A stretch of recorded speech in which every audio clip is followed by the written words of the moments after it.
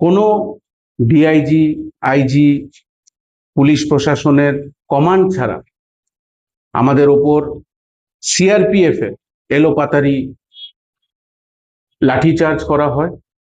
আমাদেরকে তারা খুব নৃশংসভাবে আহত করেন। আমাদের ত্রিপুরা প্রদেশ যুব কংগ্রেসের প্রচুর সংখ্যক যুবক এবং যুবতীরা আহত হন। আমরা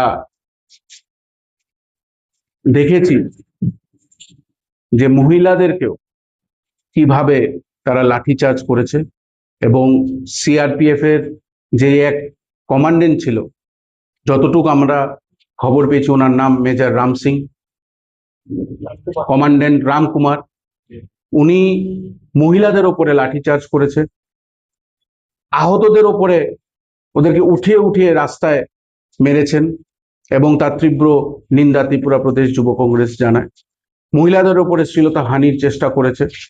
আমাদের জেনারেল সেক্রেটারি দেবশ্রুতি স্টেটের, ওনার জামা কাপড় ছিঁড়ে দেওয়া হয়েছে।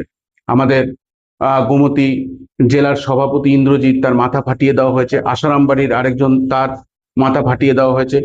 আমাদের গোমতীতে প্রীতম, তার হাত খুব বাজেভাবে আহত, তার রিস্ট ক্র্যাক। আমাদের মহিলা নেত্রী জেনারেল সেক্রেটারি লিপিকা রুদ্রপাল, তারও হাত ভেঙে দেওয়া হয়েছে।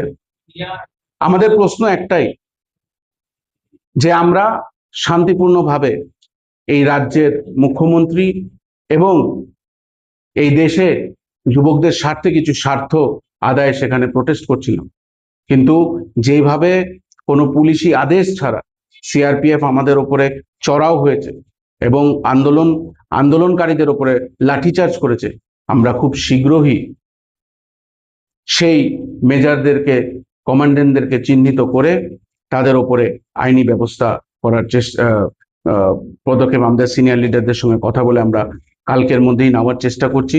সবচেয়ে হয়রান করার মতন ব্যাপার যে আমরা দেখেছি যে আমরা যখন প্রোটেস্টে ছিলাম, প্রেসদেরকেও তারা রেহাই দেয়, সাংবাদিকদের ওপরেও তারা হাত উঠিয়েছে, তাদেরকে ধাক্কা দিয়েছে, মহিলা সাংবাদিকদের ওপরে ধাক্কা দিয়েছে, যেটা এই রাজ্যে বিরোধীদের কণ্ঠসা এবং বিরোধীদের যাতে প্রোগ্রাম মানুষের চোখের সামনে না আসে, চ্যানেলে যাতে ঠিক মতন তারা উঠাতে না পারে, তাদেরকে সাইডলাইন করে দেওয়ার একটা নোংরা নীল নকশা এই সিআরপিএফ আজকে আমাদের যুব কংগ্রেসের উপরে উঠিয়েছে। আমরা তার তীব্র নিন্দা জানাই।